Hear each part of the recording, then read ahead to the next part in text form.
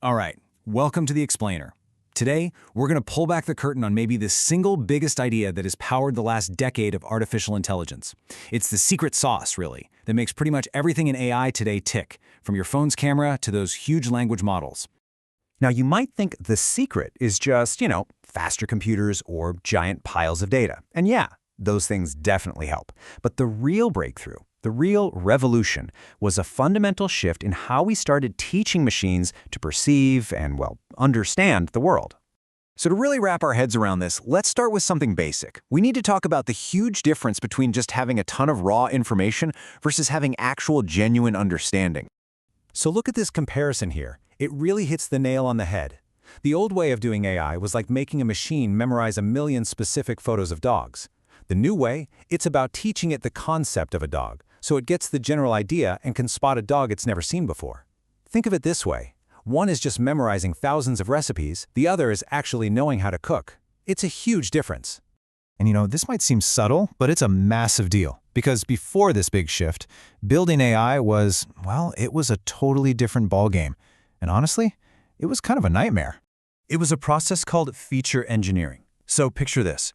You're trying to teach a computer to find dogs in pictures. You, the expert, would literally have to sit down and write code for every little rule.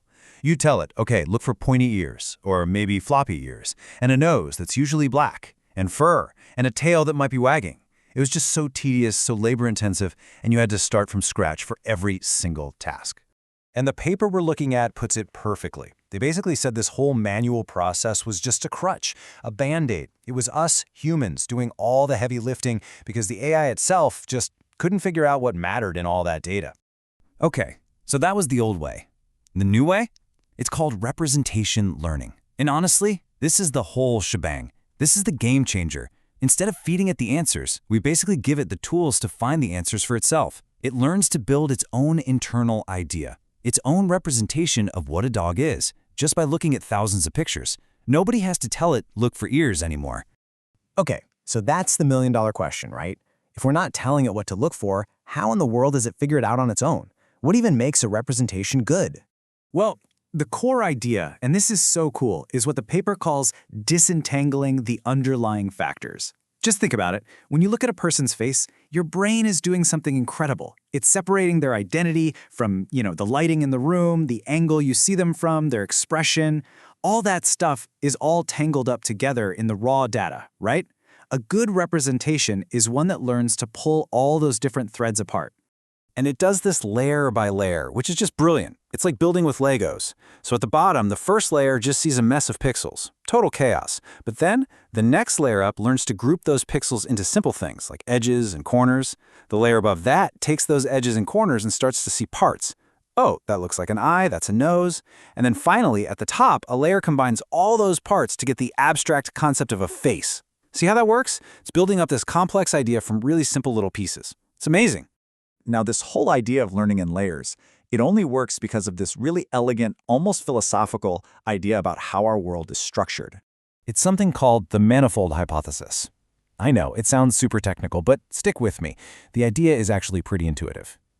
Okay, think of it like this. Imagine all the possible pictures you could make by just randomly arranging pixels. It's an ocean of random static, right? But here's the thing. The images that actually look like something real, a face, a car, a dog, they don't just float around anywhere in that ocean. They all live together in a tiny little, highly structured neighborhood. That neighborhood, that little pocket of order in the chaos, is the manifold. And this visual here is a great way to think about it. The AI's job isn't to get lost in all that static. Its job is to find that structured surface, that manifold, where all the real pictures live. And once it finds it, it learns the rules of that surface. It learns the shape of faceness, and it learns to ignore everything else that's just noise. Okay, I know this sounds a little out there, right? Finding the shape of data. But the results? The payoff from this one shift in thinking was anything but abstract. It was immediate and it was huge. The paper calls it a remarkable string of empirical successes, which is academic speak for it worked like way better than anyone expected. I mean, just look at these numbers. This is for a huge image recognition competition called ImageNet. The old school methods, they were getting it wrong about 1/4 of the time, an error rate over 26%. The very first big system to use this new approach, this deep representation learning, boom, it smashed that record, dropping the error rate all the way down to 15%.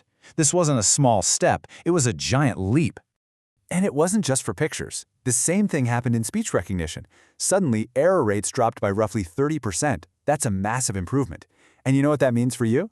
That's the reason the voice assistant on your phone or in your home went from being this frustrating toy to something that actually, works. And once the dam broke, this idea just flooded into every corner of AI. It completely changed how we do natural language processing, making things like machine translation way more accurate. It's why an AI can read a movie review and tell you if it's positive or negative. It even started popping up in creative spaces, like helping to transcribe music. Seriously, this one core idea just unlocked progress across the board. So, if there's one thing to really take away from all this, it's this simple but profound idea. The AI revolution wasn't just about faster chips or bigger hard drives. It was about a fundamentally smarter way of learning. It was a shift away from just memorizing facts and towards understanding the hidden structure behind the facts. And that, of course, leads us to the big, exciting question that researchers are still wrestling with today. We know the goal is to learn good representations, but what does good actually mean? How do you tell a machine what makes a representation useful or insightful? How do we push AI to not just see the patterns, but to understand the why behind them? Answering that, well, that's still the grand challenge. That's the quest for real AI.